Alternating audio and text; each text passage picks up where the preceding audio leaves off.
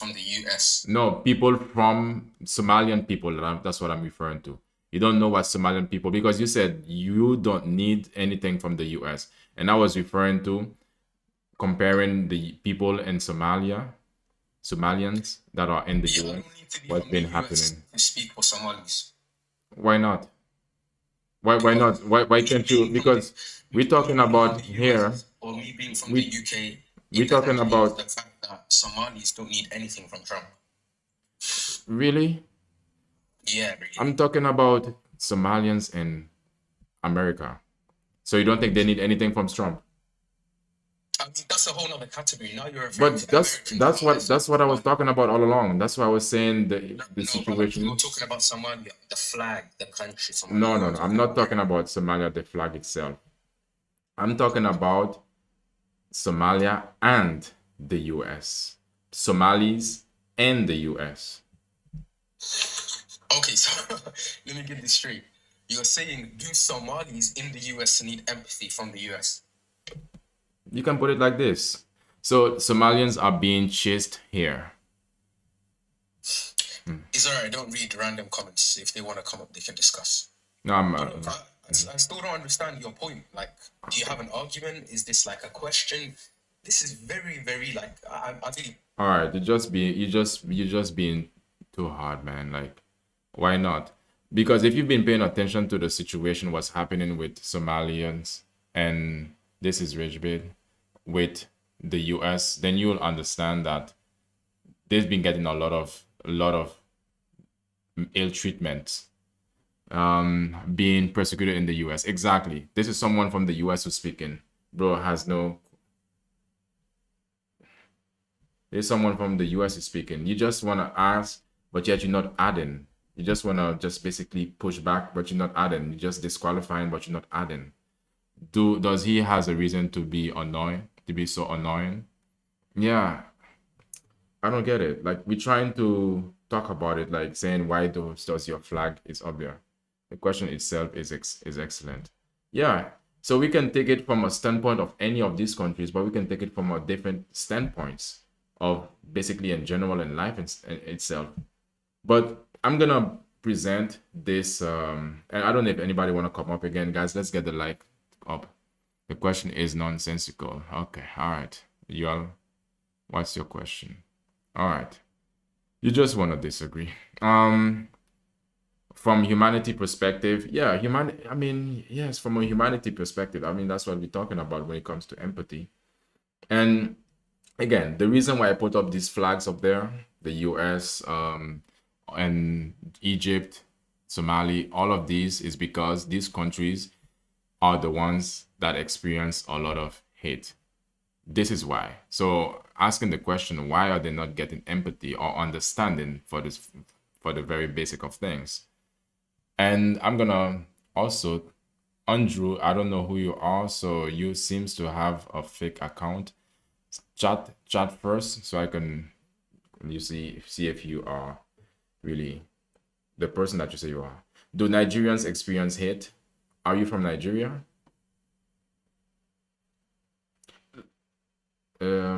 Guys, let's get the likes up. Let's get to 1K, y'all. It's only African, that's us, to be honest. It's only other Africans, that's us, to be honest. Explain what kind of empathy. Okay.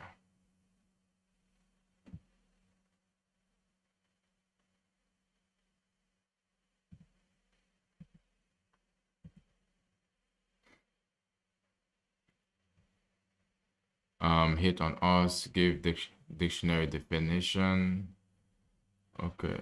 Dictionary definition. Let me see. Nigerian and South African Ghana got some respect, and but Morocco and Somalia no. Okay, let's talk about burn to extermination. Okay. What is ethnicity? Okay.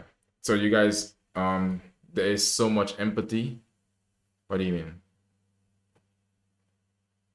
Yes, it is. Yeah, okay. Finally, somebody answer the question in a logical way. Um, there's no empathy. Okay, you all over the place, yo. Why is Somalia even there? Um, so do you find, okay, if any one of you guys who are in these countries, do you find that your country is getting empathy from other people or just other countries itself? So that's the broad question that you can ask yourself. And you can look around to the situation that's happening in your own life. Are you getting in sympathy? But I'm gonna tell you guys what's the sympathy all about and how I'm gonna prove my point how sympathy is slowly eroding or changing, or most importantly, that sympathy is disappearing. So, um, too many narcissistic behavior. See, Kiki is logical, good. Too much empathy is not good. Okay, all right.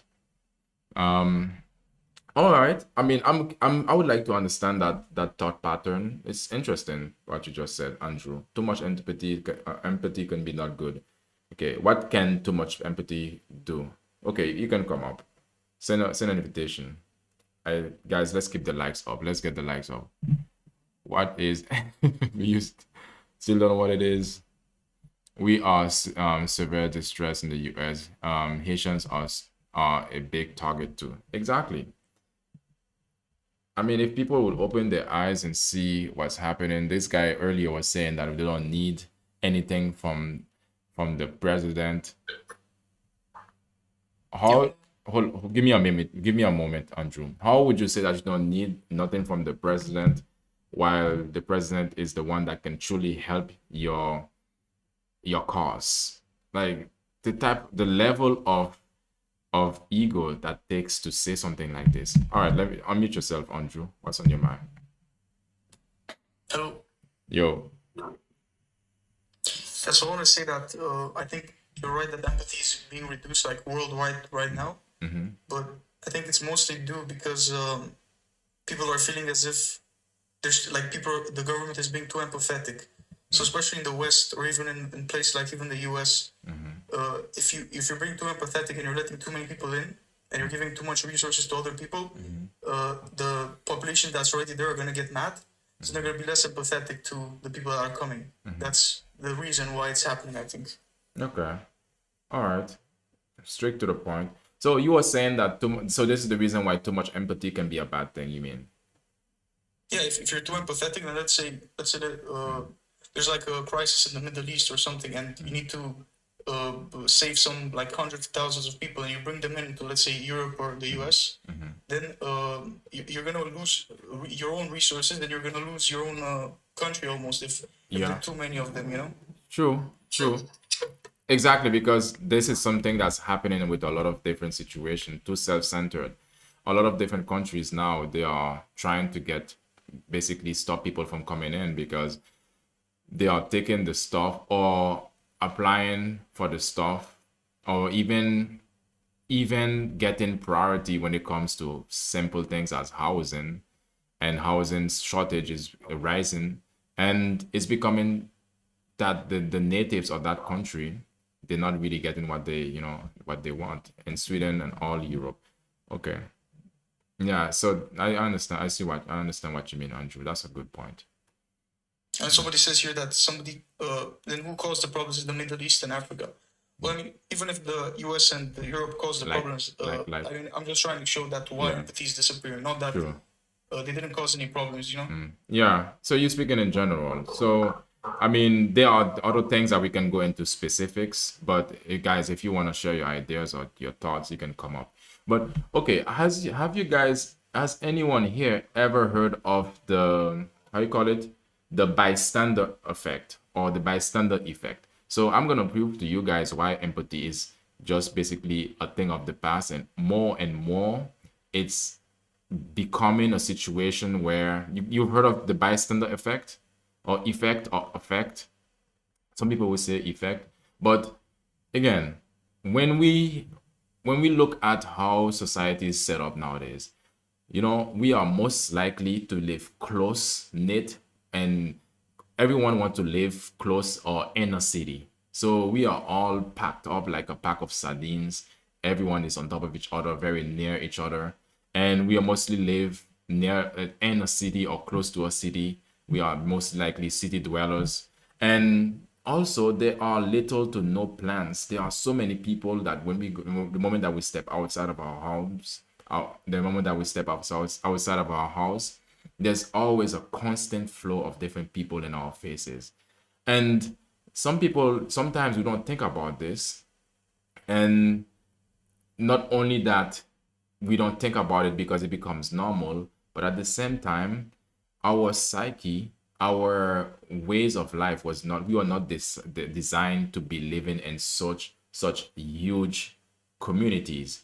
We were designed to live into a smaller communities, and this is why we have this situation where, which is the bystander effect. If you cannot see, I'm also live on YouTube, so you can see the video if you haven't seen the video about the bystander effect. But basically what it is, I can explain it to you guys, and I'm gonna play the video. I can explain it at the same time. But on YouTube, you can see the full screen of what I'm doing. Who is this? Marie Cherie. Oh, Ma Cherie. Hello, Ma Cherie. Hi. I believe, so I just came up for the topic. I believe empathy is disappearing because we live on a narcissistic world with narcissistic, what I call systems that are very much based on it. Okay. And that is affecting the empathy of humans that they have had.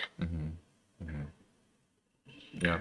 I cannot, talk for every country on here, but I can talk for Somalia because I am Somali. Yes. I genuinely believe that it's a situation that where, like, one of the reasons why the empathy is disappearing is because people are in a state of a normalized emergency, which begets the dehumanization of oneself and others in order for them to be in a state of survival.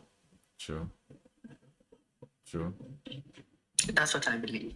True. And I thank you, Mashiri, because also as a Somalian, you recognize what's been going on with how how the US were basically targeting you guys, or it's really, and when I was doing the research for this show and I was looking into some of the hate that Somalis will actually get, and I'm like, okay, why are they being, Somalians being targeted?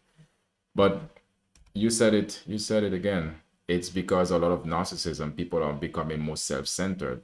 And there's a good thing about this, that becoming more self-centered, but also when you become, a lot of the time, when we are only focusing on ourselves, then we have less empathy or less room to actually allow other people to step in and allow other people to, to empathize with other people. And we live, yeah, go ahead, Mashiri. Yeah, and it's something I've noticed is that when people live within exploitative systems that are very, narcissistic by nature, what happens is that the people living within it start to internalize those traits and behaviors. True. So now you have people who have as you already stated, the bystander effect when they see things that are happening to other people. Also, I believe social media is making things a little bit much more worse on the scale because when it comes to human interaction, face to face and direct interaction, cultivates that empathy among us as well. Yeah. But with digital media, it's much harder. Yeah, it's becoming much harder.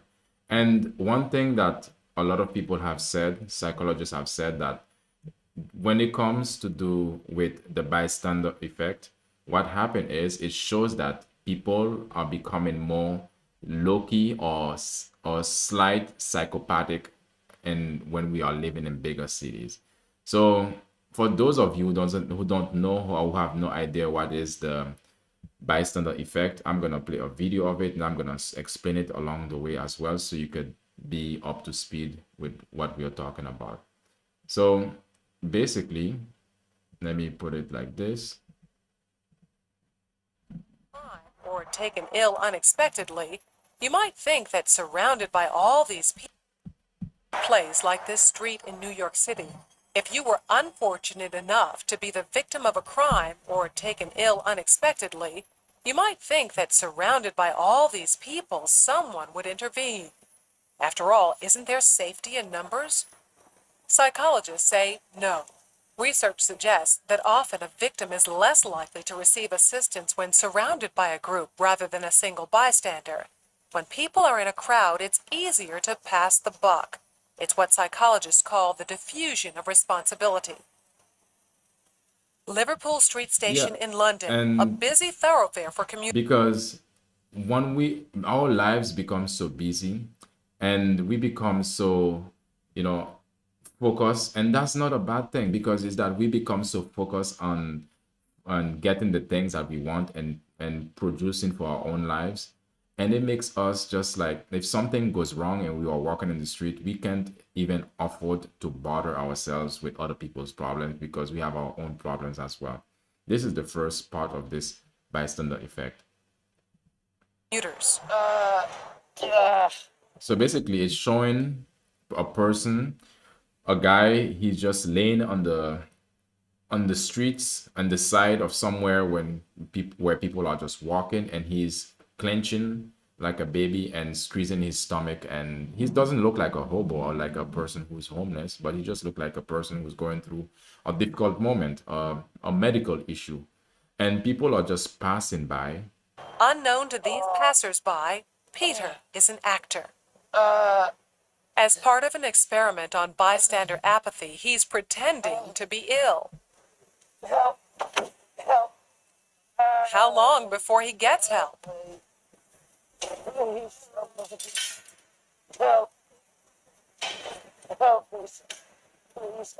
Helping would be inconvenient or even risky.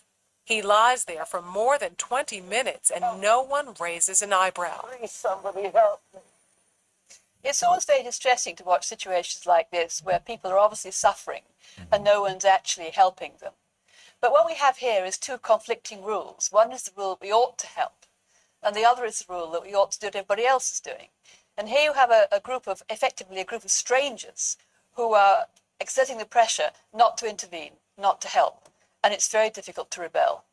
Ruth, another actor, takes Peter's place. And at first, since it was a guy, it could have been like, okay, well, because it's a guy, then he's not getting any empathy. But now they switch role and put a woman there, a female, and this lady, she's laying flat on the ground again. And did you not allow to feed the homeless by law? No, they're not homeless. This person, and again, they don't look like homeless people. They look like just someone who is having a medical issue. And probably it's like, imagine anyone that is coming from work or is just going about their busy day, and then for some reason all of a sudden they just collapse and they are laying on the floor and they need help, medical attention. So it's a normal person. So not like a hobo, not the extreme, a normal, regular looking person. So she's basically laying there and waiting for help. How long before she receives help? In Germany, is punished by law not helping person in that situation. Okay, really, in Germany it is. If someone took him to hospital and the victim can't pay, the person who took him there must pay. What type of law are you talking about? Why is that? Really?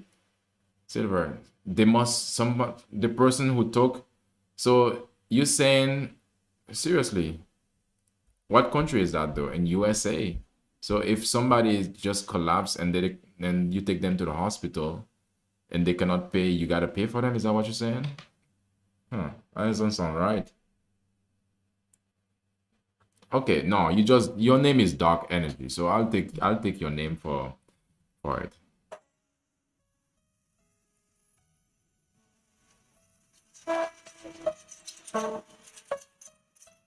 Basically, she's just laid there. She's just lying there with her nice clothing on, She basically dressed to impress, but she's just laying there getting no help at all. It's later, and 34 people have passed without stopping. Well, people don't really want to know. They just haven't got the time. Well, they have got the time, they just don't want to get involved. Unwittingly, these strangers have silently formed a temporary group with a rule: don't get involved. They're afraid to stand out from the crowd and won't take action if no one else does. This woman has clearly spotted Ruth, but she conforms to the rule and does nothing. Yeah, you said the bystander effect may be rooted from fear of standing out. The bystander in city, the bigger the city, the worse it gets. Yeah, true. Not in NYC. You smile at someone and they think something is wrong. Really? In NYC? Maybe in NY maybe okay, is it the hustlers or is it just the regular person? Because guess what? There was a situation that happened in NYC just like that. Because a situation where in NYC, in New York City, a lady got not anyone, not everyone, failure to provide assistance. Okay, so basically she got on a live and nobody did anything. It will happen in broad daylight. She got on a live with a pointy object. Watch what happens, though, when someone else helps. You alright? You alright? Yes, thank you. Sure, you look a bit sleepy. Yeah? Okay, so a guy just went to her and asked her if she's all right, and then another person had the courage to step up and to also ask if she's all right. No way. She suddenly finds herself in a different group with a new Ruth to help. You want to sit up? You alright? Yeah. Sure. First I thought she was dead. Then I checked to see if she was breathing or not. And I looked around and I couldn't believe that no one had noticed her because there was a bloke sat there just absorbed in reading a newspaper. This time, Peter's dressed as a respectable gentleman. Now that his dress is in keeping with those around him, how long before he's rescued? Hey, sir, how are you today? I'm alright. 6 seconds. She even calls him sir, and suddenly everyone's a good Samaritan. Do you suffer from epilepsy? No. While you're lying on the floor in the rain? Because he's part of the right group. Everyone wants to help. I would just hate to be in his position of feeling ill and nobody helping and walking past, so...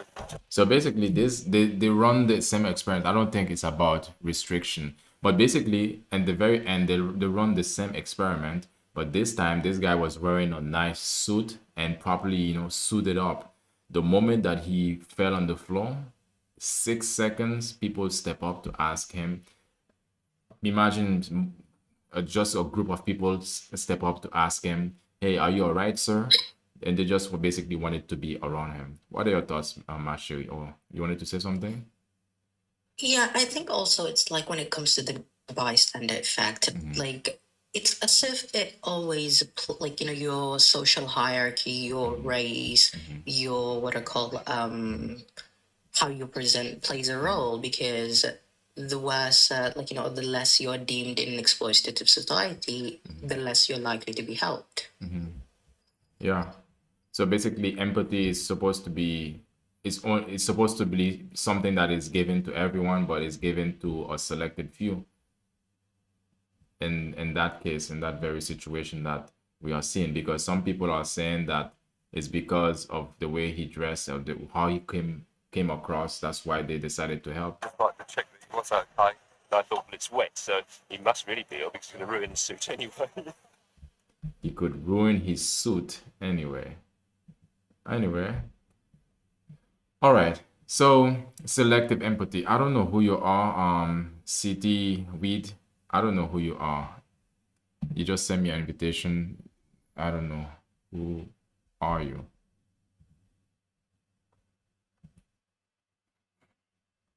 But let's see.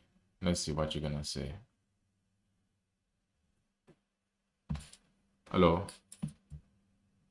Good day, sir. Hi, how you How doing? you doing? I'm doing good. How about you?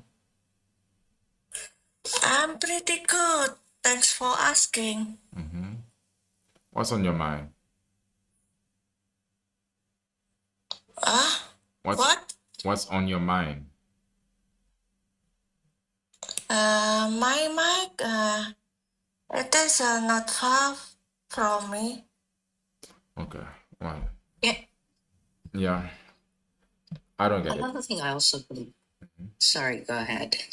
No, it's fine. You can speak. You can go ahead, Yeah, Mashri. another thing I've noticed is that climate change plays a critical role in empathy itself, right? Because the harsher the climate that we go through, the higher rates of like particularly in Somalia and in some other countries of Africa, Yeah. higher rates of child marriage, DV, FGM. And so it's like a pattern I have noticed where it's people often, it's somewhat as if they lack the land agency or self agency Yeah. to promote themselves to help these people or to True. say something against it. True. And exactly. Even it's like even to help the people that are in need, they would still find ways to get. If they would be about talking about aid, they will still find way to actually take that money for themselves instead of really helping the people that they are actually initially wanted to help in the first place. And some they will say that it's greed, but it's also because lack of empathy. And our brains again are only when we live in bigger cities, that trains us as well to be less empathetic in our daily lives, because we cannot be going around focusing on everybody and everything, and while we have our own mind, we trying to stay focused, or we trying to be, do the things that we need to do because we don't have infinite energy for the day. So we basically grow up, we don't care what other people think about us as well. Because when you, and that means that when it comes to, when we see something that needs to be done, which doesn't have anything to do with us, we just basically mind our business. And that can be somewhat, everybody is living in their own island. So it could be that, so some people, they might think, well, maybe these things might not have ever happened to me. I might not ever collapse, or some, be going through a difficult situation. But one thing is for sure, I realized even within that experiment, outside, if anybody that collapsed outside, they are more likely sometimes to get empathy, because somebody maybe want to show that they don't want this to happen, or they just sometimes there's the group think that people are waiting for the first person or the leader to take charge and for them to follow through. Or also it could be that people just want to be seen, to show that they are capable, that they are knowledgeable. And but when it comes to real issues that is not in the public eye, a lot of people wouldn't give the empathy that people actually need. No empathy equals cheap character. And okay, okay, go ahead, Mashiri. I mean, the selective empathy itself, when you look at it, is quite the fascinating thing I have, like, as a person, because I believe it's genuinely rooted in the dehumanization of people themselves and having manufactured identity given to them by a world that's run in a narcissistic, exploitative way. Because when you look at it, a lot of people in the world today do not have a genuine self identity. You can say that again. Yes. Yeah, so they don't feel empathy for themselves. Therefore, it's hard for them to feel empathy for other For people. yes, yes. They don't feel, and all of the time they don't really feel how it is to be actually feeling alive, because it's a lot of the time we are so, they can be so distracted, they can be so surface level, they have no capabilities. I mean, not that they don't have the capabilities. All human beings have the capabilities to tap into these emotions, because we are all born with these emotions and with this depth, but it's just that they don't exercise them. They don't tap into it. So they are living in a position that they don't even have empathy for themselves. And if they don't have empathy for themselves, then how can they have it for anyone else? And sometimes we cannot, of course, we cannot expect empathy to come from everyone else, from everyone, or we cannot feel empathetic towards everyone. That sometimes we just basically, if empathy, we kind of run out of it, or sometimes we want to not run out of it, but we want to give it to the people that that truly matters in our lives. But that doesn't mean that we don't have it. But the fact of the matter is like sometimes some people, they just don't want to exercise it at all. They don't want they don't know what empathy is. Yeah, some people don't even know what empathy is. And that's going to constantly keep going more and more as we live through this social media era, and that we as we live into this moments that it's all about me. It's about what I can get. People, yeah, people uh, Bro, why my flag stay, bro? okay, so people would just basically be not really trying to focus on bonding and connecting with people, because empathy is a really necessary part to try to understand someone else, because it takes empathy to be able to put yourself in someone else's shoes, because if you can empathize with them, then you can learn to humble yourself to understand them. But without empathy, how are we gonna get a deeper level of closeness? Marjorie, do you find that the lack of empathy would make it difficult to create deeper connections with others? I mean, yes, because they are genuinely, people first need to learn what empathy is. They first need to learn what forms it comes with, like how it looks, because people do not have a positive representation today of what empathy looks like. Sure. The most that we have is, oh my God, girlie, I'm really sorry that happened. And Yeah. that is not really like, the connection that humans are looking for. So first, they will have to learn that empathy can be both cognitive and emotional thing, right? There's Yeah. emotional empathy and there's a cognitive one. Yeah. Yeah. Yeah, Exactly. so they'll have to like learn either or to form that deeper connection. Yeah. Can you tell us about these two different variation of empathy, the emotional one and the cognitive one? Marjorie, can you talk about that? Yes. So when it comes to like cognitive empathy, I genuinely believe that it's pretty much like kind of like a logical empathy where it's like, although you may not feel the sadness the other person is not feeling emotionally, you can still realize that they are going through a hard time. So therefore, you can plan your way on how to make them feel better. Do they need space? And you navigate that way. Yeah. That's if you're lacking or have a hard time with emotional empathy. Sure. Now, the emotional empathy is the feeling that you feel of the sadness. Just say a person is crying in front of you, you might feel sad for them emotionally, that they also, because of the fact that they feel sad, True. and you connect with them. True. So it's just that what I've noticed is that just because people lack emotional empathy or they have a little of it, does not give you the license or the pass to be cruel towards other human beings, because you still have cognitive empathy.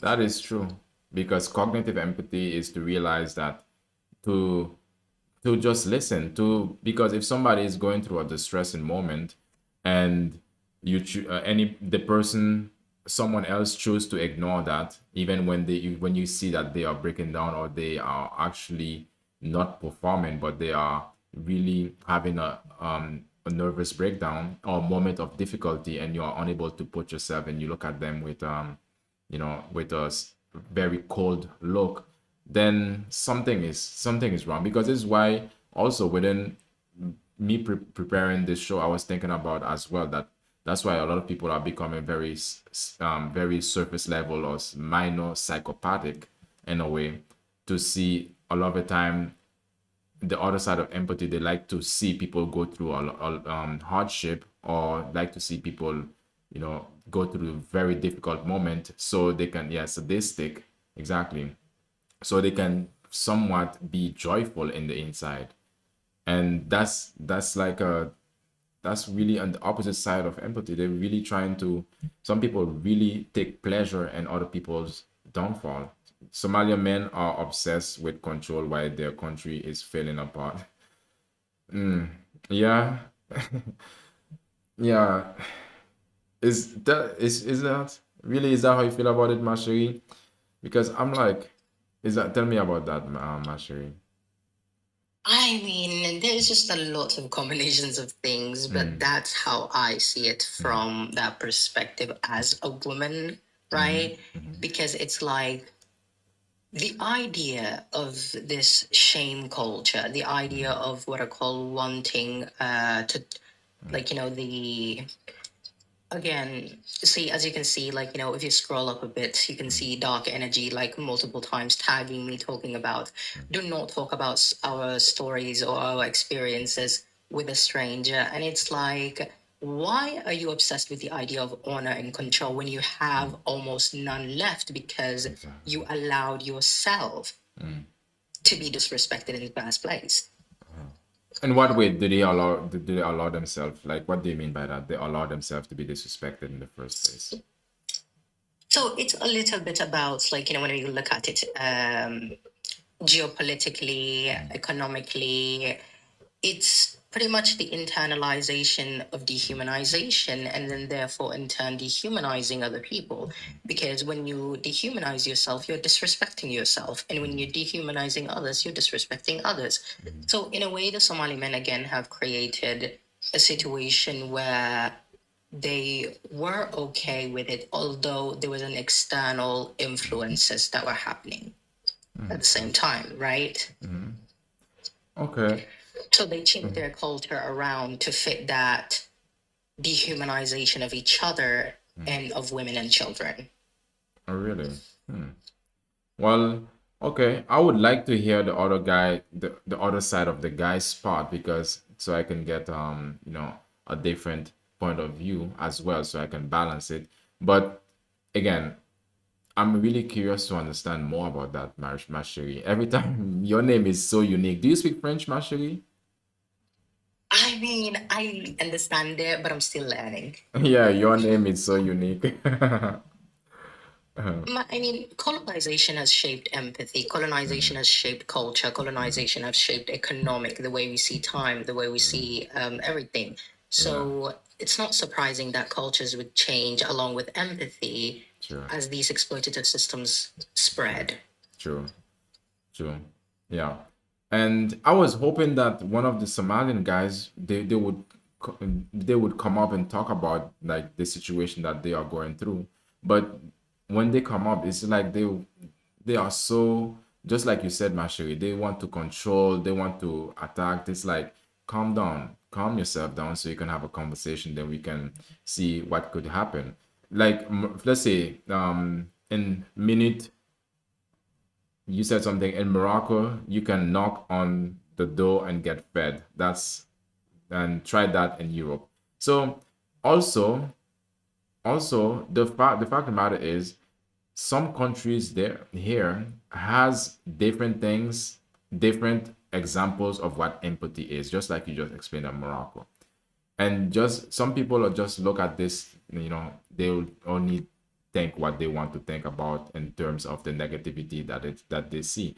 And I think you guys need to, not you guys, but some people need to really check themselves to understand what are they consuming. If their mind is always looking for, or most likely seeing the negatives on everything, then you need to find a way to check your mind, because again, empathy is not cultural dependent. No, it's not. Okay, let me see what you've been saying. Go ahead, Mashiri. I mean, the thing about it is, yes, it's not cultural dependent, but the form that it takes within the culture itself is dependent Yeah, okay. on that culture because it varies. Empathy could be society making food for you as a guest. It could be them celebrating you in a different way through dances, traditions, right, of their own, Yeah, through giving you maybe self healing. So, like, practices. So it yeah. could be different. It could be different. No, we shouldn't go up and speak and make a topic of us. Okay? Why not?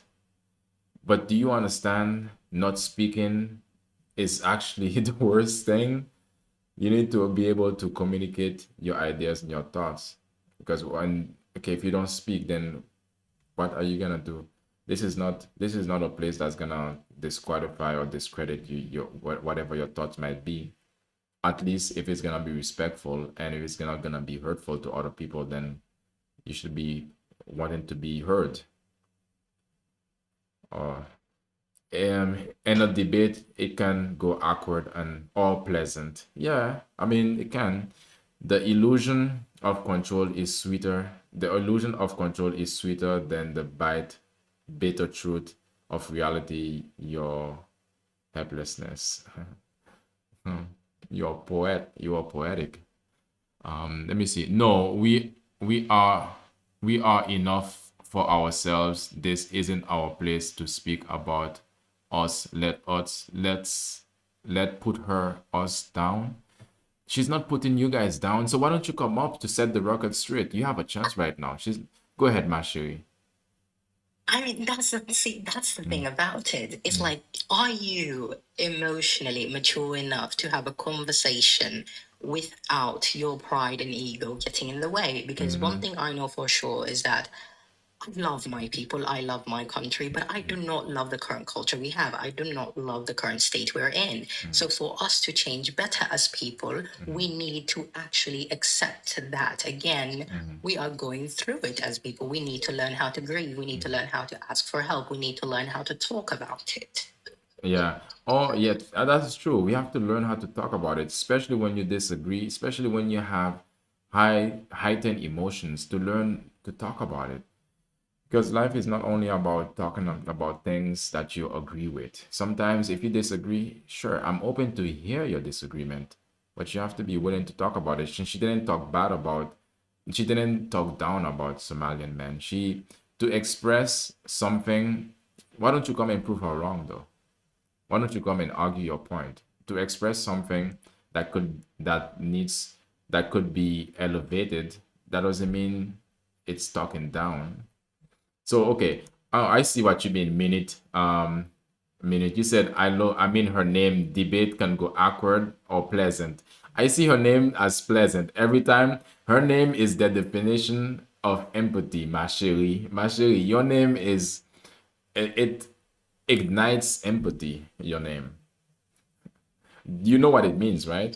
I think you know what it means. Yeah, Okay. thank you. Yeah. Yes, yes, it's cute. Yeah.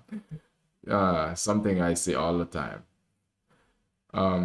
Nature nature is brutal, but we are not helpless. Seek help from outsiders. We talk enough with ourselves. And this is your blind side right there, dark energy. Thinking that, and another Somalian guy, he came up and said the same thing. It's almost like you guys, not you guys, but you specifically, because you're the only one that's here, dark energy, that you cannot learn from others. That the only space and room that you want to grow is just your own space. Fine. Yeah, good luck with that. You know that helpless is from trauma response, or helplessness is a or trauma response. Yeah. Let me put this here. Yes, it is. It is in a heated debate. And go ahead, Mashuri. I mean, see, the thing about it is like, it's one thing that I've noticed. And you know, dark energy, the more you tag me in the comments, the more I love to go deep in it. So it's one thing I've noticed is that when people are in a state of survival, or they have been indoctrinated, dehumanized, to dehumanize themselves and others, right? There is this, like, you know, tall poppy syndrome that I've noticed within them, because every time that they see a person who's, like, you know, trying to educate themselves, who's kind of attempting to break out of that toxic mold, there's always that, oh my God, you're bringing shame, you're doing this, you're doing that. And that's why I say a lot of Somali people, again, need to deal with that tall poppy syndrome. And again, it comes from trauma. So you would have to understand, someone expressing themselves is not them shaming you, Sure, it's it's not. them just expressing themselves. Yeah, yeah. You know what? Some people prefer. I mean, some people would think, okay, when it comes to conversation, some people are direct to the point. Some people beat around the bush. I would take someone who is direct to the point, even if it hurts my feeling, but I know the person is telling me something that is seeking to benefit me. Or even when it's critical, or when it's not into not when, especially when it's not exactly what I want to hear, but when I know it's definitely the truth. But that's me. So dark energy, maybe you need someone who beats around the bush. I can do that, but at this point, I don't know if you want to hear it. What's up, Ken? How you doing? Hey, good, my brother. Listen, I just happened to stumble upon you, and I just thought there wasn't too many people in your life. Fill me in. What's the conversation about, please? Is empathy disappearing? And I have these flags up there because these are these countries, but there's, I think one of them, maybe empathy is still there, but many of these countries are experiencing the most hate globally. So Which countries are they? can you take a guess? No, let's make it fun. Can you take a guess? Is one of them Zimbabwe? The one that is experiencing the most hate, you mean? Is one of the flags Zimbabwe? You want to talk about the flag specifically? I think. Yeah, I just wondered which flags are they? Oh, so this is not about the flag it's about the flag, but yeah. So you want me to name which flags from where? Where you from? Yeah. Where you from? I'm from the Caribbean. Okay. All right. So the Caribbean. Which Caribbean country would you say get the most hate in the Caribbean itself? Jamaica. Jamaica. Why is that? And what sort of hate? That's where they put the slaves that they couldn't control. These are the toughest of the tough. And so whether that's bred into them, they've got intergenerational trauma, I really don't know. But you know, there's a lot of guns in Jamaica. There's a lot of guns in my island, St. Vincent. I think they got the highest murder rate. Okay. Ken. All right, Ken. Yeah. That is debatable, but Ken, first thing first, we have to when we speak on this platform, we have to try to speak as if you were speaking to a 5-year-old because the platform likes to keep the conversation clean. Just imagine, even though this is the highest unalive rate then. Yeah, you can say on a live, you can say pew pew. Yeah. Use your imagination basically. But I don't know if you know this, but hate is the emotions of the weak. okay, talk to us about that. Go ahead. And love is the emotion of the strong. So wherever you see hatred, especially based on skin color and race, they're just weak people, that's all. I agree with that. Yeah. So these are people who don't know how to express their emotion.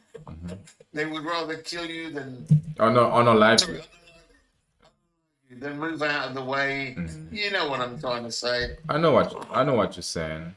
I understand what you're saying. Rather than move out of the way or go do something else while the world is so broad, it's so big, but then yeah. So there's a famous astroscientist called Neil deGrasse Tyson. Have you heard of him? Yeah, of course. Okay. Yeah. He says, and I like this quote, he says that if aliens visited the Earth, they would think, hold it, I see motorways, vehicles, machinery, rockets, buildings. They go, wow, this is civilization. And then they would see, they'd take another look and they say, no, they're not civilized because they're unalive in each other. Yeah. True. That's a fact. And so I don't know if you know this, there's 40 active wars going on in the world today. 40 or 14? 40. And why? It's you know, when I was little, I used to think, okay, this is something that that is happening right now. And I'm thinking, okay, when it comes to war, there will be a moment it wouldn't, I don't know if you guys ever thought about this when you were, when you were a child growing up, when you heard stories of war, and you would think in your infantile mind that, okay, when I grow up, when I become an adult, is not gonna be anymore, because you understand, for some reason you understand that it's wrong, it shouldn't be happening, and it's not for a long period of time, but yet there we are. Well, I was thinking that I was thinking that, like I said, there's one human emotion that keeps all wars alive, and that's basically greed. So as long as one human being wants to be better than another, on top of another, more materialistic than another. I mean, remember, capitalism is only 500 years old. Yeah. So have you been to Africa, my brother? Yes, I have. Okay, where do you originate from in Africa? No, you mentioned the Caribbean. I think you are Jamaican, right? No, I'm from St. Vincent and the Grenadines. So this is it's the St. Vincent is the Caribbean. Yeah. And where are you from? The Caribbean also. Okay. Have you been to Africa? I said yes. So what is your point? Can you get to your point, Ken, please? Where in Africa have you been? All right. Why does it matter, Ken? I've been to. Oh, okay. Yeah. Okay. There's a reason, because Yeah. look, there's a couple of things you're probably not aware of. So, do you know why Africa developed 200 years behind the rest of the world? No, tell us why. Can you? Because of gin and tonic. Gin. Gin and tonic. Okay? Not the gin, the tonic. In the tonic, there's the bark of a tree called quinine. Quinine was what they used to treat the horse when it got bitten by the mosquito. The mosquito is the biggest killer of all time. It's killed 50 billion people. That's half the people who've ever lived. Gin. Yeah. Treat malaria. No one. No user. Who's this guy? User. Interesting. You have to be nice, user. So Okay. okay, I understand you saying, I'm trying to, create the circle here. Okay, so you say the reason why Africa is 200 years behind Yeah. is It's because they couldn't move stuff as quick. okay. Because remember, when the horse, which comes from Mongolia, first got to Africa, it got bitten by the mosquito and died.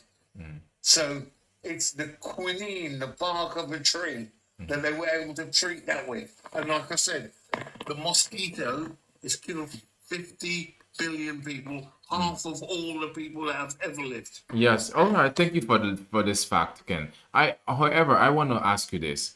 Are you noticing that empathy is disappearing?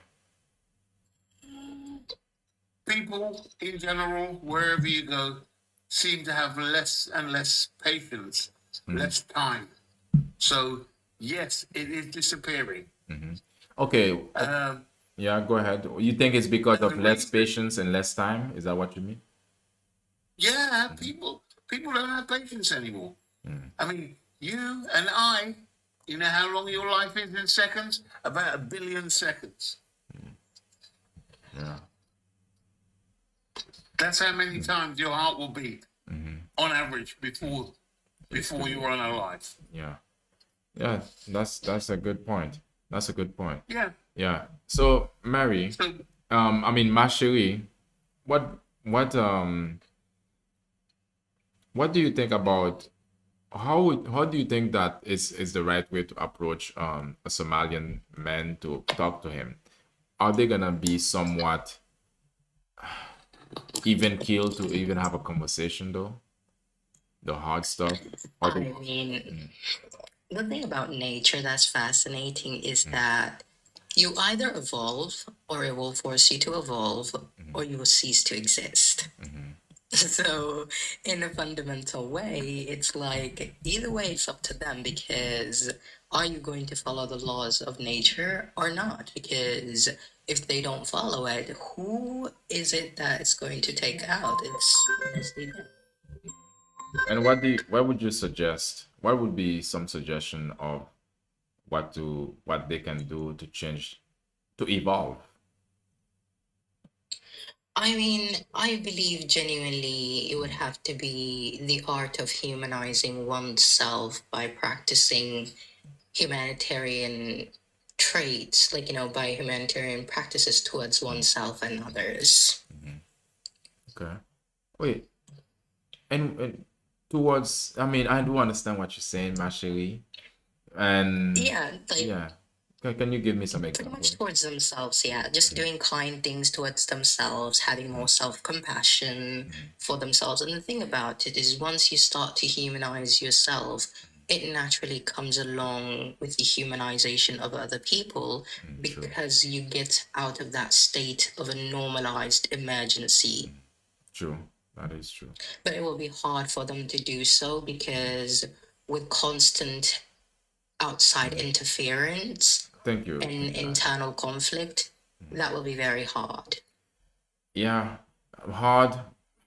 I, I wish I could have helped them, but yeah, I cannot help everybody, and they have to be willing as well.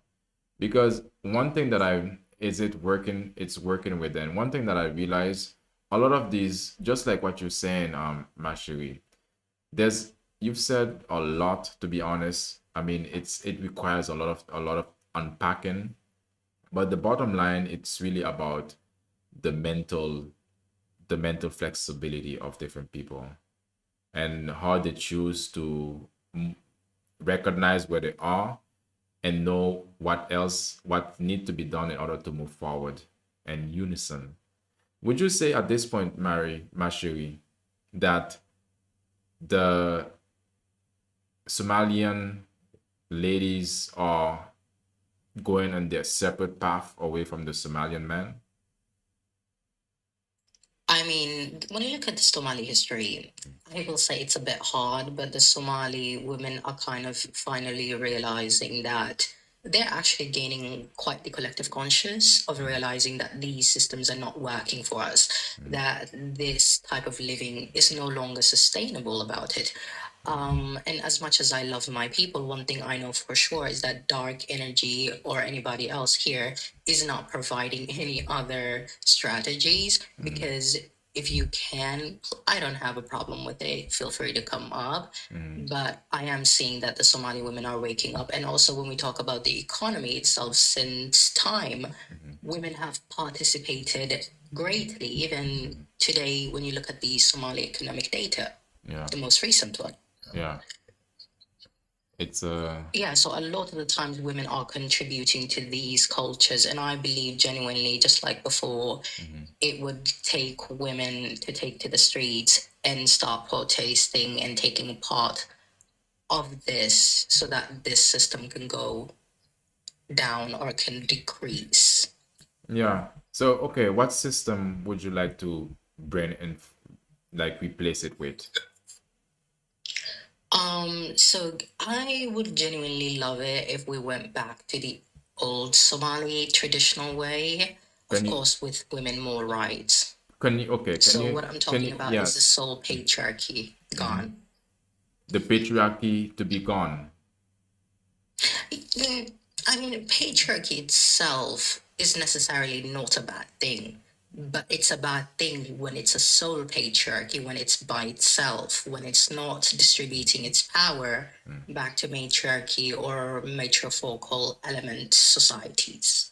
Okay, so basically, if I understand you correctly, that the power need to be shared equally amongst the men and the women. So patriarchy make matriarchy to combine in that sense, like a 50-50 split. Yeah, and I mean, I'm talking about, having the patriarchy when it comes to on a military level, like, nomadic level herders, But when we also talk about the matrifocal or matriarchal elements that we talk about, is women what I call handling a lot of not only the economic responsibility socially, but also when it comes to child, like, you know, children education and what I call kind of pretty much the conserving of culture. And this is not just what I call the opinions I hold today are not ones that have been made up in my head, but rather something I have intrinsically searched regarding my people.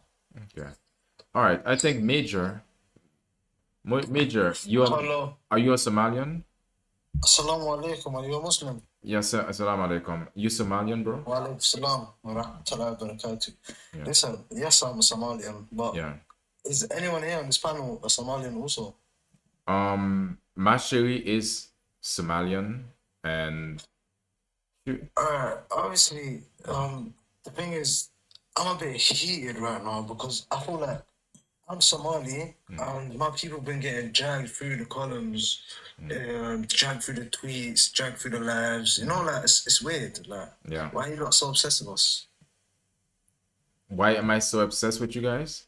Like, I've just literally come back onto TikTok past 2 weeks and I've seen your lives while I've been scrolling and I've seen your lives have basically, you see, you know them topics that either lead toward the Somalis or they're skirting around the Somalis. Like, why is that? Okay, is that a bad thing or you just No, but why are you like so focused on Somalis? Like, what country are you from?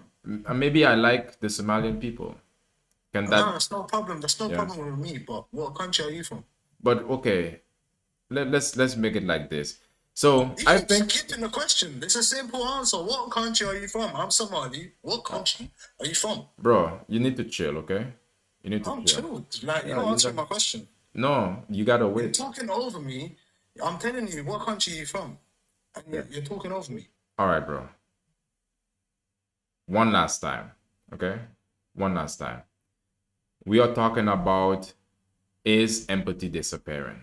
And I think you just make a strong point about what the Somalian people are going through. So I give you one last chance. And I think this is a good moment that you can represent yourself much better. I think you are capable of doing it. And although you are heated, I don't think that has anything to do with me personally, because frankly, I can talk about what I want to talk about. And again, this is in good faith, okay? So, can you answer this, Major? Do you feel that Somalian people are not given a good amount of empathy? Is empathy being disappeared for Somalians? So this is a moment that you can talk about the issues that Somalians are going through and to see if there's something that you could talk about in terms of brand awareness. Okay. I hear your question.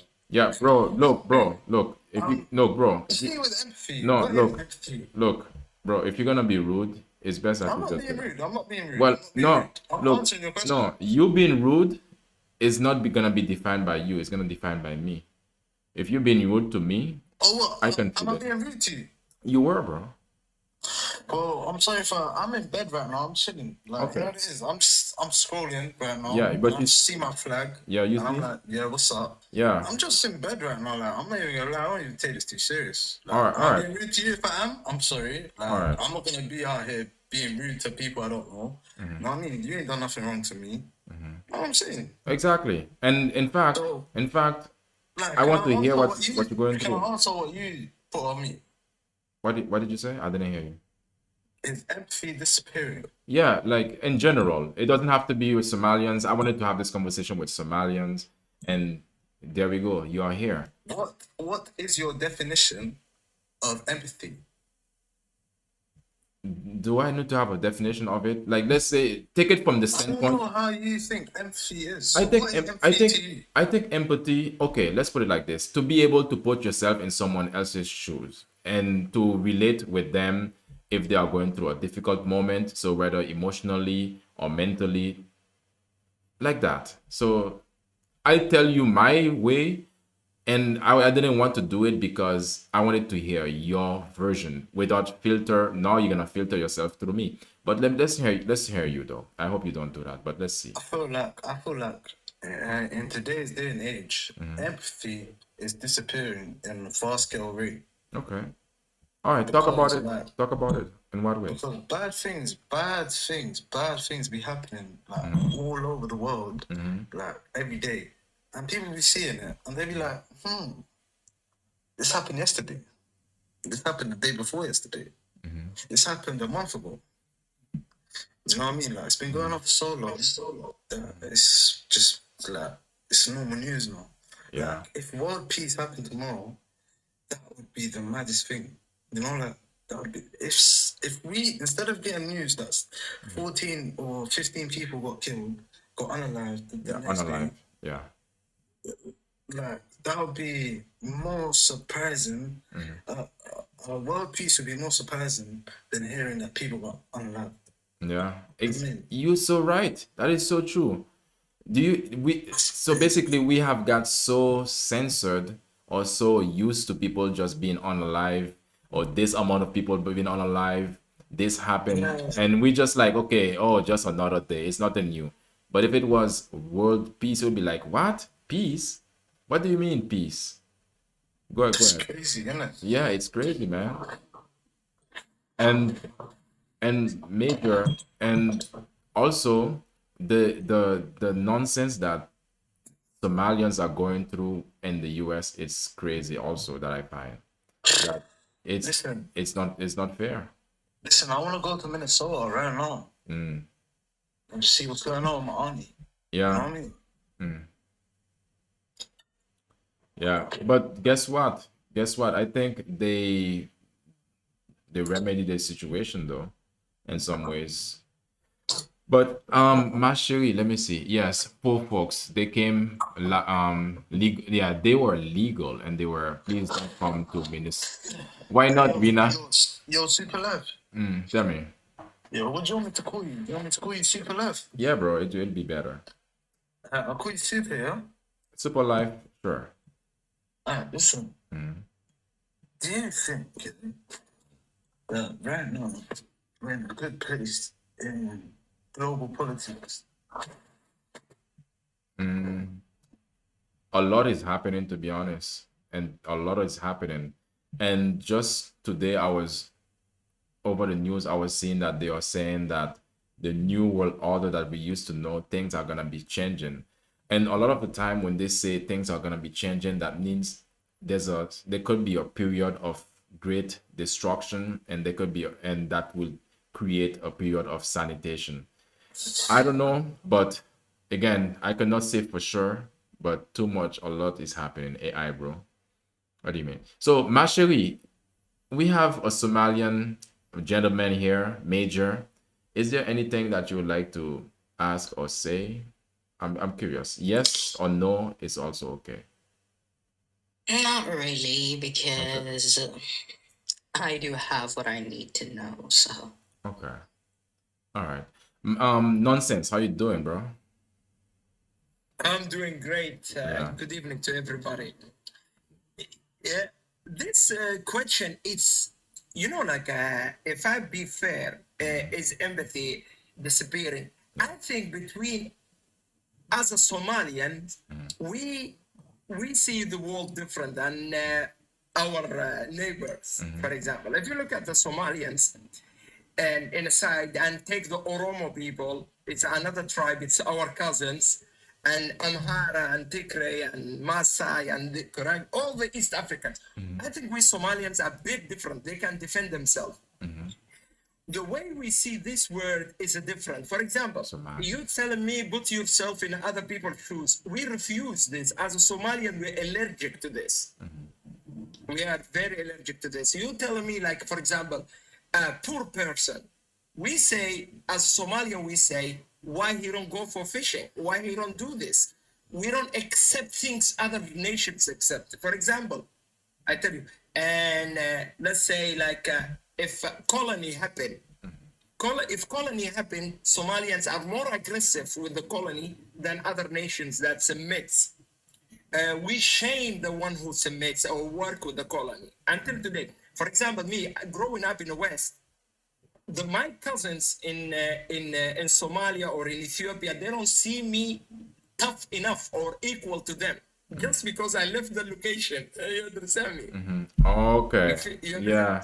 Yeah. So basically they think that you live in an easy life, basically here. They And think I'm soft. They think I'm soft. Even though if I show them that I'm trying, no, I share with them same value. They say, come on, British boy, come yeah. on, Norwegian boy. Yeah.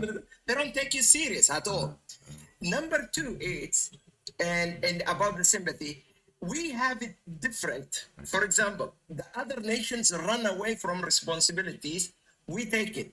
And this is great from my nation. This is something very amazing of my people. If your brother, for example, died, we don't ask who's gonna raise the kids. Automatically, his brothers. And if there is no brothers, it's cousins. Automatically.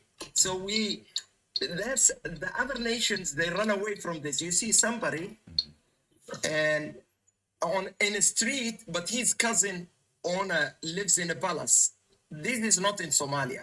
Number two is, and we don't respect hierarchy in Somalia. That's why we have a difficult to accept a president. Oh, okay. Then what does no hierarchy? What does Somali? What do they respect then? What do they respect? Yeah, we respect the family and the tribe. Tribe But and if, like, tribe for and example, family. yeah, the tribe, because the leader of tribe is my family. We are one tribe, so we respect the family. We don't respect the leader. For example, if you are a Somali president and you tell me shut up, I'll tell you shut up. Really? You understand? It'll be a you Yeah. shut up You competition. So there's no one. Yeah, Okay, but- let me ask you. Let me ask you this quickly. Sorry. Isn't there a one person that Somalians look up to? They say this person I respect, or this No, we characteristic. respect. Absolutely, we don't respect none of the people in the parliament. We respect the tribe leader or somebody warrior, like a tough man, fought the enemy. This is respectful. But you wearing a suit, sitting in a chair, I tell you, shut up from now to the end of the days. You understand? Somali Yeah. have So law. we have an aggressive culture. You understand? We respect the tough guy. We respect the family and stuff like that. But I tell you something. If you check all the nations next to us, Arabs or Africans, when it comes to the family, we are the only nation like your cousin. If somebody has a problem, we call each other. We can raise simply from 1,000 to 100,000 to somebody by calls. One mother, and this is all done by the women. Women in Somalia, they really can lift you up or ignore you. One woman calls another woman, says, my son is sick or I am sick. Yeah. So she calls America, Canada, South Africa, they can raise up big money. So this is, I see it only in Somalians. Okay, so basically there's a network. Everybody, when it comes, it's like the Batman signal. You know, kind of like that. But it's Batman signal. The city needs a savior. Yeah, kind of like that. So Somalia has a Batman signal. So the mothers, the women, they can call the people, and then this one call the other one, this one call the other one, like that, and just keep going. Absolutely. That's For example, awesome. if let's say absolutely. For example, let's say you marry a Somali woman, yeah? Yeah, Let's say you married a Somali that's woman. awesome. Now her third cousin sick, let's say in Somalia. She will take from you $100. 100 plus 100 plus this will be the check for that guy in a hospital. Wow. This is something I never heard of it before. Yeah, this is the only who can do it. Somali women. Somali women, they can really do, like, without them, without them, actually, we would never survive 30 years without the government, without the connections of the women. Yeah, exactly. Let me ask you this, a nonsense. Would you say that Somalian men has a complex, control complex that they always like to be in control at any cost? Maybe. Yeah, we don't accept to change. Yeah. We are honestly, I can say we are control sick or control freak, like Control a freak. Somali man. Yeah. Yeah, like we don't like, for example, let's say, if the girl don't act like Somalian, we hate it. You don't need to change much. Just to not act in Somali, we hate it. We are allergic of it. You understand me? Yeah. And this is not only location Somalia. Even me, Somali in Ethiopia, Somali in Kenya, Somali in Djibouti. Yeah. You Somali, you don't like change. Oh, really? You know that? Like that. Yeah. Okay. Yeah. Interesting. I mean, Go ahead, Mashiri. and one thing I find interesting about the gathering, like, Somali women making and gathering money, is the fact that it is called, I believe, the roska, rotating what I call, give me a second. Roster. Okay. Yeah, it's called, So- it's so- called rotating what I call savings and credit. Like, pretty much Oh, associate. association. There you Yeah. go. Yeah, it's like it's called, but the native term for it is called the ayuto amahagbed. And the thing about it is the fact that, again, they are still contributing to the economy, yet still there are barely any human rights. Nonsense. What are you gonna do about that, man? You need to give your women rights. You cannot, just like you just We said. will never give. We will never give, because if I want to give, I will marry outside of my race. When I marry Somali, I marry her because she's like that.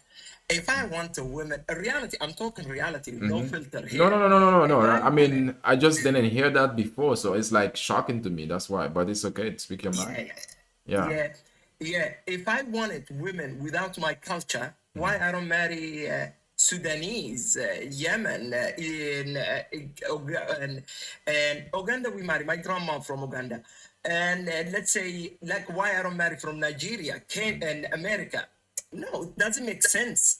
So wait a minute though. I Is go- basic, yeah. but how is basic human rights equated to the diversion from one culture to another? Because that does not equate to each other. Yeah, because if you don't act Somali, you Wala, just yeah. It's Like what? it's something you're born inherently with, right? Human rights are something that a woman is born with. So it's not about the Somali culture. It's not about anything else. It's about her being respected as a human being, as a Somali but, human being. Yeah, but what's the respect we don't give? For example, what kind of respect? We can talk about, like, the rates of when it comes to kids. We can talk about the CSA rates and absolutely skyrocketing. Second of all, we can talk about the what I call upholding of FGM. We can talking about DV, what I call cases that are still absolutely skyrocketing. We can talk about the humiliation and that many more that women face, particularly within Somalia, the NFD, and more. So we can talk about a lot of human violation rights that, again, many countries in Africa have committed, especially Somalia, against their own women and children. So we can talk about that too. I have the statistics for. Absolutely. Me personally, half of what you said, I didn't understood it. My English is not my first language. I speak and Norwegian and Somali, and that's one. Second, the most of the cases that the West talk about, it's this is his diseases telling me I got it. Like he's Wala. like from and me personally, my family and my area where I live, I never seen disrespect or any type of disrespect or humiliation to women. Actually, we wage wars for women. Okay, Mashiri. No, Mashiri. Yeah. Mashiri, please, we want to understand too, okay? Oh yeah. Yeah. But it's Don't just forget okay. us. Don't Like, forget us. She made I don't the word think that simple, yeah. Yeah. yeah, I don't think it's going to get it, but Yeah. can move on from Okay, all right. Let's So- take a breather. yeah, but anyways, it's just in general there is a lack of empathy in the world. Okay. All right. So Axtec. Axtes. How you doing? Axtes. Axtes, your name is? Yeah. How you doing, man?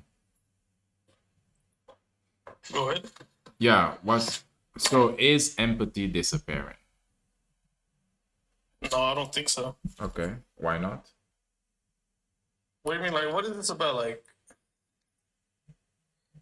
What do you mean? empathy for who? In general, empathy, you can take it from your country standpoint, or you can take it from a global standpoint, or your life standpoint, whichever that you want us.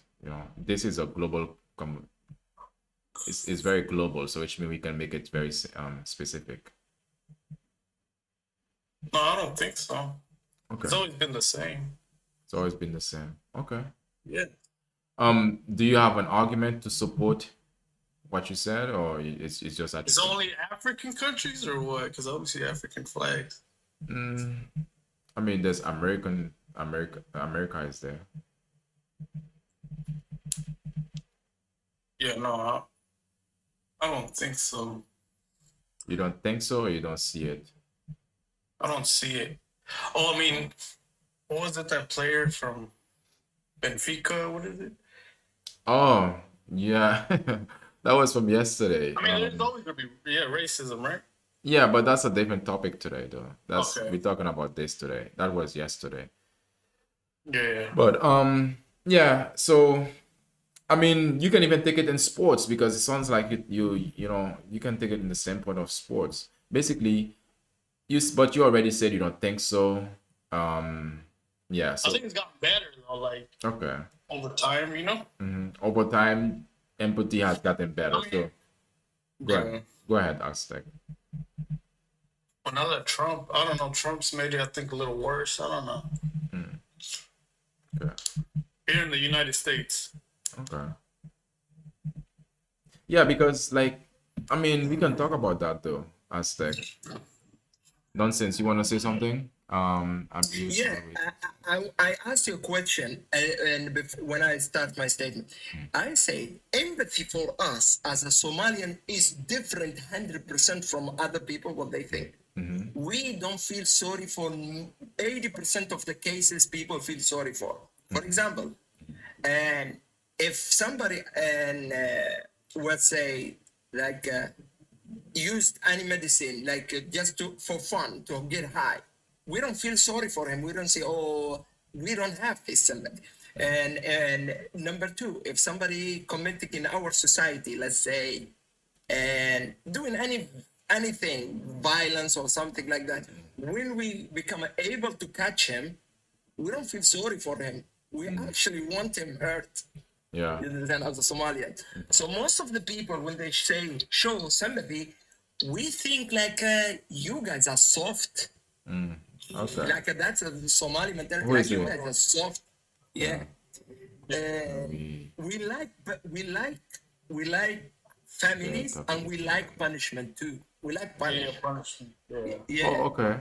So Aztec. I'm nonsense. I think I have a picture of what's Somalia or Somalia is like. I think I have a picture. But Hafsa, are you from Somalia also? Let me meet you guys for a moment. Are you from Hafsa? Yeah. Oh yes. No, it's okay. Because Aztec, because yesterday, I think you were referring to yesterday what happened in the match. It was Tuesday. Punishment for whatever it was. I think there was no empathy there, to be honest, because with it's difficult. But as I don't know if there's anything that you want to say as Aztec says. Hello. No, no, no. All right. Thank you for coming up, bro. Yeah. All right. Take care. Um. All right. We're gonna switch from Somalia. Jeffrey Epstein in my chat. Muslim Somalia should not throw words Let's think it. If you want to understand really Somalian, check the colonization time between Somalia and Kenya. See the behavior between two. You will understand what is and what is the big difference. Really, it's like the behavior, the culture, which I am proud of. This it's like a toughness, aggressive. These things, I would never. I wish never go like this thing. Okay. Well, I see what you mean, but you're different, to be honest. Nonsense. You're different. As yeah. So maybe for me, the only way I can understand the Somalian culture is, yeah, I know how. So let's take a switch. Mashiri, anything last more things that you'd like to add when it comes to the topic? We are desensitized, but also because we are exposed to more. Yeah, that's the bottom line of it. And so it's more to understand that when we live in a situation where there's people always around us and there's little to no people who live in cities, there's little to no trees or plants around. And a lot of them are basically living in a situation or in a state of fabrication, in a state that is away from nature. So that create a situation with living in a city, in a bigger city where there's so many people. You have to take your time, set time aside to practice or to reconnect with yourself and to unleash your empathetic ways to tap into your empathy tank. Because if you don't, it's just like every emotion, it's something that you have to constantly keep practicing, or else it could be very surface level. And again, we know for sure if you cannot be empathetic towards yourself, it's going to be very difficult for you to pass it on to someone else. So, and when it comes to relationships, we have to learn to be empathetic with each other, because again, nobody is going to be perfect, and it's not going to be how we expect them to be all the time. So we have to practice empathy. How you doing, Hafsa? Oh, hi, Assalamu alaikum and Ramadan Mubarak. Alaikum salam. Alaikum salam. How you doing? Yeah, I joined. I heard nonsense talking, some nonsense stuff. Because what do you mean we don't feel any empathy? Like, we don't feel like bad for other people? Like, there was so many things that he was talking about that I don't agree with. Yeah. And I don't want other people, like the non-Somalis, to see us like that, because we know who we are.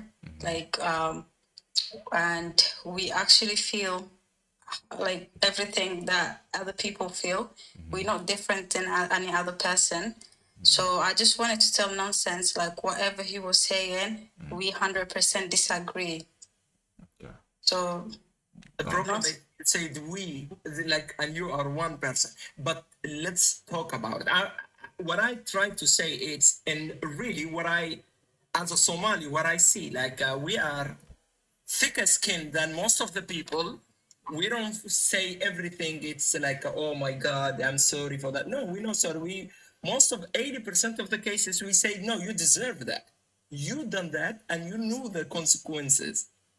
That's what we are as a Somalians. We don't agree with the most of the things. That's why we fought the colony. And yeah, and we are very tight as a family and tribe. What you no, don't definitely. No, that one, yes, I agree with you. But like there is some things that are private. There are some things that don't need other people to know. You get it? Okay. Look, I do understand you guys. Okay, let me put it this way. Hold on. Guys, just because you understand understanding a country also is to be able to exercise empathy towards them. because you have to understand not every country is gonna be the same. We're gonna all every country have different aspects of within themselves, some positive, some negative. I can think about so many positive things about Somalis, to be honest.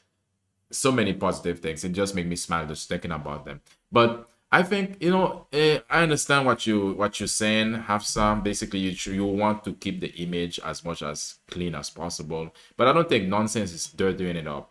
I think it's more like saying the reality of what the situation is, or what to expect. But anybody who's listening, who's watching this, like really try to understand. He's talking Somalia is a beautiful place, and Somalian people are, beautiful people, and there's no, it's not a negative. I think, does that sound better, Hafsa? Yeah, definitely. All right. There's some things that we need to as Somalis to talk about to fix it out, like to improve, Yeah. but and we don't need to share it with other people. Like Why we don't not? want Why not though? non-Somalis to know about it. Why not? That's why I wanted to tell nonsense, the things that we need to improve. We just need to do it in our circle. Okay. That's what I meant. Okay. I understand that. That's powerful. That's powerful. But Yeah. so okay, Thank you guys. good night. I'll just No, go no, down. no, no. Hold on, Hafsa. I would like to understand. I would like to Sure. understand, why do you have that mindset? Why is it that you don't you do you? I don't know if it's like exposed, or I don't know, how would you say it, that what he's doing, talking about Somalis. I do understand your point is that your goal would be that Somalians handle the situation internally and not draw within Somalians. But like, help me understand that. Like, is that a Somalian way of doing So things? basically, every government or every group of people have their own dark things that they hide, or their dark secrets, Facts. and no one's perfect. Okay. True. That was it? Oh, okay, I think I don't know. Why are we hello. So nonsense. I think that some people are afraid to I'm looking for some people are afraid to talk about the Somalian what's happening on Somalia or Somali. Majority, I think majority it's because and Somalians, they don't like, we as a Somalian, we don't like no one to interrupt us, or we're not involved. You would never, it's very hard to see Somalians involved in other communities, like stuff like that, in any type of way. But in the same time, we don't accept somebody to to enter us and talk about us. The third thing is, when it happens, for example, let's say other nations, other black people, the white person can manipulate them. Except the Somalian. Somalians, we have no limit. We don't have no limit. If you curse our religion, we will curse your religion. If you want to fight, we fight with you. We go extreme like they go extreme. It's not like other nations learned to humble themselves and give the other cheek. No, Somalis, we call dokon. We have a thing saying, a stupid man who forgives in our culture. The second thing we have, if you're five, which is your hand, put your hands in a screen your hand, like you're swearing. You like this? Yeah, exactly. Leave it up. We say, if this five didn't protect me, the law or the Sharia cannot protect you. Okay. You understand? Yeah. So the protection comes from your hand first, then the law. You understand? So actually, we take this point, and we believe if other nations take this mentality, Africa would never be in this situation. And the last thing I want to say about Somalia, the whole world wants Somalia down for one reason, because we don't apply to the system. We don't accept the United Nations system. Even the borders, when they signed the borders around the world in 55, there is if you go back, you will never see Somali man signed. We never agreed in anything. Yeah. Never agreed in anything. Never. So that's one of the reasons. I got a question for you. So a lot of people have been saying that Somalian, the word doesn't exist. It's supposed to be just Somali, always. See, Somali means the people who works with the camel boys, cowboys, stuff like that. It's a two word. Somal, it's a go milk it or something like that, like a cowboy thing. And this is a job. It's not ethnicity. It's a job. People who are cowboys. And what happened is the majority of the cowboys, when the 1525, when the Portuguese came to slave the Africans, this united the nation of the cowboys, and then Islam spread amongst them mostly. So that's where it's the beginning of the nations of Wait, nonsense. Somebody just said pure nonsense. All right, Mashiri, can you? Okay, I just heard nonsense. Spot. What? So is it? You said, Mashiri, you said it's just Somali. So there's no Somalian. I'm thinking about just like this. No, Somali, but always. Yeah, it's just going to be Somali. Okay. Okay. Yeah, and the thing about it is that genuinely, like when I look at the history of Somalis, right, is the fact that there is so many beautiful aspects of the culture itself when it comes to it, particularly prior colonial periods. When we talk about the culture, the way of style, and much more. But unfortunately, that has changed with time. And hopefully that would change again with time, going back to what its originality was, rather than I will not say more, but that's all. Okay. All right. Thank you. Marco, how you doing, miss? Good evening. I'm doing great. Thank you very much. How's everyone doing? How's everyone doing? How's everyone doing? I think we did that intentionally. How you doing? Anybody there? How's everyone doing? Hello. I was waiting Hello? for. I was like, Anybody home? good. Yeah, exactly. Hello? Yeah, I think everybody saying good. Wait, Marco, Yeah, I am here. I just really wanted to ask the person on the bottom a question. Look, host, I got nothing wrong with you discussing putting our flag up there. But what I got a problem is people claiming to be Somali while they're not. You can be proud. Wait a minute. You can first of all, if you're going to talk something about me, you can tag me directly. Wait a minute. You can tag me directly. You can say, Mashali, are you Somali? Yes or no? I don't like indirect talk. wait, okay. Let's make it direct because again, I would get confused. Come on, like anybody, if I get confused, a lot of people will get I won't confused. be confusing. What I'm gonna say is I'm not gonna be nobody. What I'm gonna say is, look, you can be proud Bantu, proud Nilot, proud whatever you want, proud African, but please don't claim Somali if you know. I've seen the two people on the bottom, I can 100% say them, they both not Somali. Or maybe they might be mixed, but then they go on and then they claim. One person was talking about the name Somali. He said it's not an ethnicity. What a piece of Absolutely.